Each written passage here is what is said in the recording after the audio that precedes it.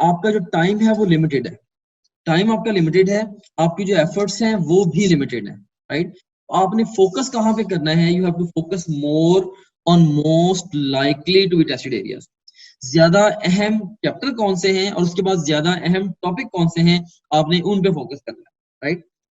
और ये चीज आपको कैसे पता चलती है, ये चीज आपको पास्ट ट्रेंड से पता चलती है।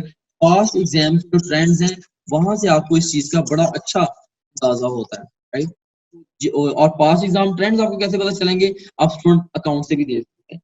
जिसमें आपने करना क्या है, तो देखिए इस वक्त आपने अपना एनालिसिस करके आपने इसमें आपने ये एक साइक्लिक वे में आपकी तैयारी चलनी, आपने एनालाइज करना है अपनी प्रिपरेशन को, उसके अकॉर्डिंगली प्लान तैयार करना है, उसके अकॉर्डिंगली आपने प्रिपेयर करना है। तो प्रिपरेशन के बाद आपने दोबारा उसको एनालाइज करना है after may be after every day, right, या हर 2 से 3 दिन के बाद दोबारा एनालाइज करें, उसके अकॉर्डिंगली दोबारा अपनी प्लानिंग को रिवाइज करें, दोबारा अकॉर्डिंगली प्रिपेयर करें।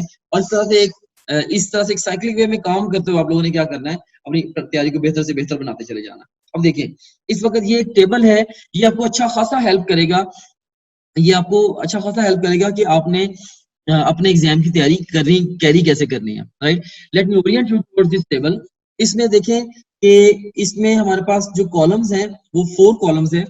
एक्सट्रीम लेफ्ट कॉलम में या कॉलम नंबर 1 के अंदर देखें कि टॉपिक प्रायोरिटाइजेशन टूल जरा वो डिस्कस किया गया। उसके बाद फिर हाई इंपॉर्टेंस के टॉपिक्स है हमारे पास, राइट। ये ओवरऑल जो है ना ये टॉपिक प्रायोरिटाइजेशन टूल मैंने बनाया है कि आपने आपने किस तरह से डिसाइड करना है कि आपने किन चैप्टर्स को किन टॉपिक को पहले तैयार करना है, राइट, या किन पे आपने ज्यादा फोकस करना है। तो आप लोग ये काम करेंगे इस तरीके से कि डेली बेस पे जो ज्यादा मुश्किल और ज्यादा अहम चीजें हैं उनको आप डे के फर्स्ट हाफ में करेंगे, और जो ज्यादा आसान चीजें हैं और कम अहम चीजें हैं उनको डे के सेकंड हाफ में आप ले जाएंगे, राइट। तो इसमें बहरहाल आप देखें कि इसके अंदर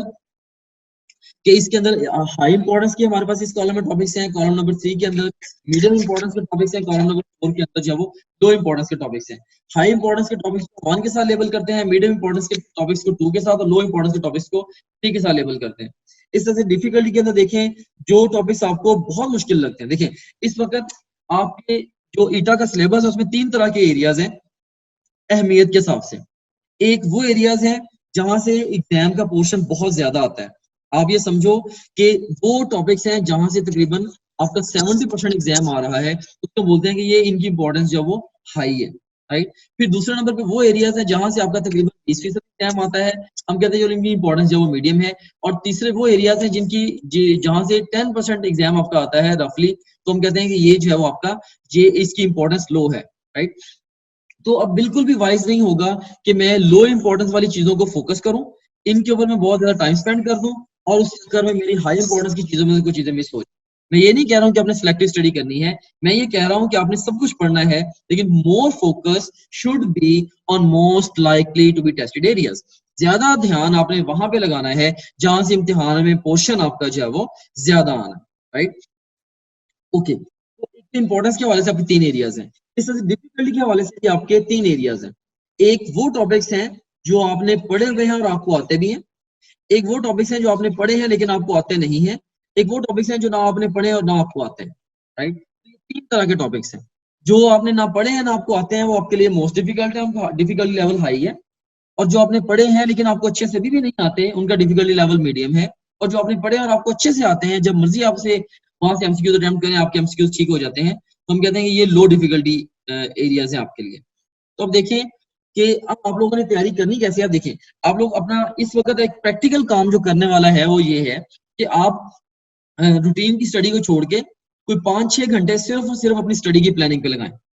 और प्लानिंग आपने करनी किस तरीके से है, जो आपका ईटा का सिलेबस है उसका प्रिंट आउट निकालें। प्रिंट आउट निकाल के सबसे पहले आप पास्ट पेपर्स को एनालाइज करते हुए, ये जैसे टॉप ग्रेड के क्वेश्चन पूल से भी आप एनालाइज कर सकते हैं, राइट। एनालाइज करते हुए आप लोग जो उसकी जो इंपॉर्टेंस है वो हर टॉपिक के साथ 1, 2 या 3 का डिजिट दे दें, कीपिंग इन व्यू कि उसकी एग्जाम के लिए इंपॉर्टेंस कैसी है। हर टॉपिक के साथ आप क्या करेंगे, 1, 2 या 3 का डिजिट दे देंगे।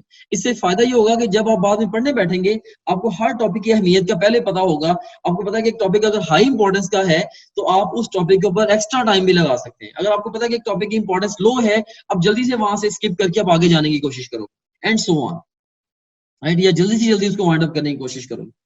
तो एक राउंड आप इस तरह से इंपॉर्टेंस वाइज लगाओ अपने पूरे सिलेबस के ऊपर, राइट।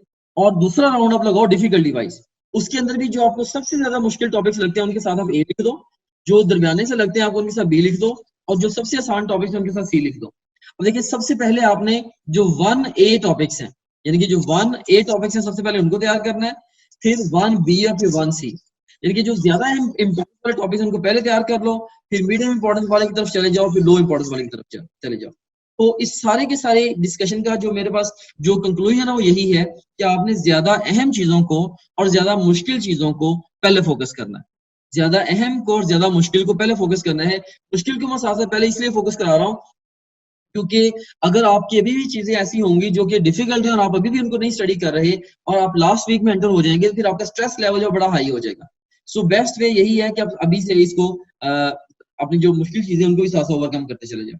बहरहाल ये एक बहुत ही पावरफुल टूल है, ये बड़ा साइंटिफिकली डिजाइन टूल है कि जिससे ऑटोमेटिकली जो प्रिंसिपल मैंने आपको बताया ना, ये वाला प्रिंसिपल आपको बताया है कि you have to focus more on most likely to be tested areas, right. तो आपने ज्यादा अहम एरियाज के ऊपर ज्यादा फोकस करना है।